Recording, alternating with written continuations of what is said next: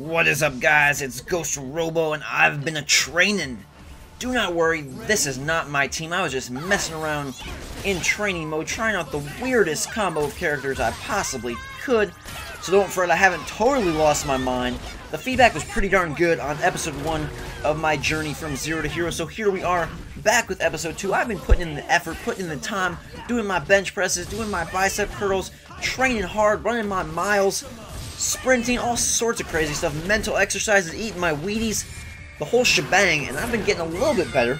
I went through quite the stretch where I was losing over and over and over again. Those ranked matches are pretty dang ruthless, like especially on launch night, especially on the second day. It seemed like everyone that played the game was a Marvel vs. Capcom 3 pro, and I could do virtually nothing against them. It was like I was smashing my head against the wall and bleeding all over that wall, and the wall said, "Who cares?" and smacked me right back in the face yet again, adding insult to injury.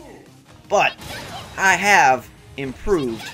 Although some of you think I am very terrible at this game, I will not deny that. I know that I am a zero player to start out. That's why it's a zero to hero journey. But guys, in any journey, there has to be improvement.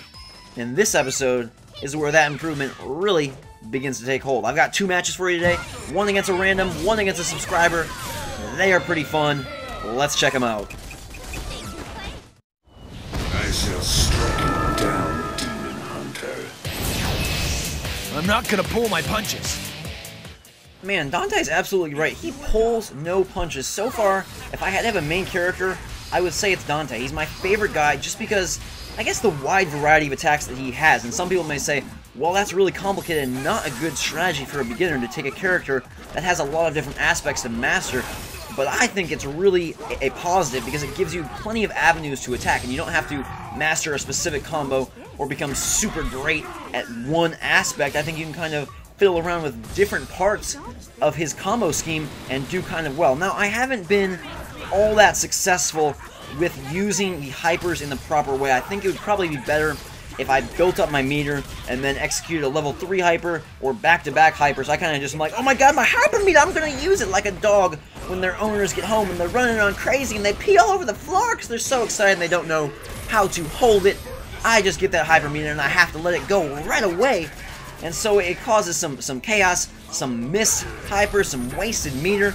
But that's how it goes when you're just learning and starting out. I feel like this game is totally different from Street Fighter 4 and Super Street Fighter 4, and for whatever reason, maybe I'm just brain backwards, but any skill I had from Super Street Fighter 4 doesn't seem to really carry over into this game at all. And there's a lot of new systems that I've been trying to master, and the 2 main ones that have helped me a lot is X Factor, which is incredibly strong. Like, once you activate that X Factor, you're basically bound to take out at least one character. It just seems so overpowered, and knowing the correct moment to use that is incredibly important. I faced off against a lot of different people who use it when one of their characters is low as opposed to at the end of the match, and allow that character with a thin sliver of health to just wreck 1 or 2 of my guys, and that seems to be a very smart usage. You don't have to save it for the very end of the match. The other system is the aerial combo system, where you launch the guys in the air, do some attacks, and then do a crossover aerial combo, or whatever it's called, where you swap out that character, pull one other guy in, and then you're juggling the guy in the air over and over again. This team right here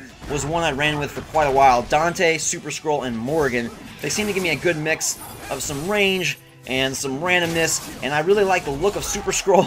As lame as that sounds, I don't know, you know, when you're first starting out, you kind of pick guys that look cool and you like, and I love how the 3D models are mixed in with 2D art in these super attacks. Like, there's just a definite comic book feel and a little bit of zestiness to all the hypers that makes a special and exciting visual experience. But this team couldn't carry me very far. I started losing very quickly and realized I'm no pro with Morrigan nor Super Scroll. I love Dante, and so I knew I had to keep him, but it was like, gosh, I gotta find 2 other characters. So I started experimenting, went through some of the missions, and I found a team that served me better. Even though I really do like the Vampire Vixen Morrigan, I had to give her up and move on. So here we are, about to fight off against a subscriber, the first awesome, exciting, wonderful, fantastic, spifferific, amazing subscriber battle. Spade9211 was kind enough to play with me for 7 or 8 matches, and I started off on a 3-game losing streak. I just got back from being out of town. That's why this episode is going up today instead of yesterday, actually. And so I was real rusty. I just pulled out my fight stick and was like, man, I'm doing crappy, but I hung in there. I played like a pro. I worked my championship juices. I worked my championship gold medal feel. I practiced my Zero to Hero songs and dances and started getting back in the swing of things. I pulled out the Dante Iron Man Magneto team. I figured to complement Dante, who has a very wide, you know, he can go close range, he can go far. I'd pull out two guys that had some distance to them and be able to keep my opponent at bay. Because I feel like where I really start struggling is when I get all jammed up and I have a hard time blocking out of combos and canceling them out or whatever, like pulling reversals, I guess, to get out of the combos. My favorite move with Dante is the one where you go down special button to have him teleport behind the opponent, that one right there.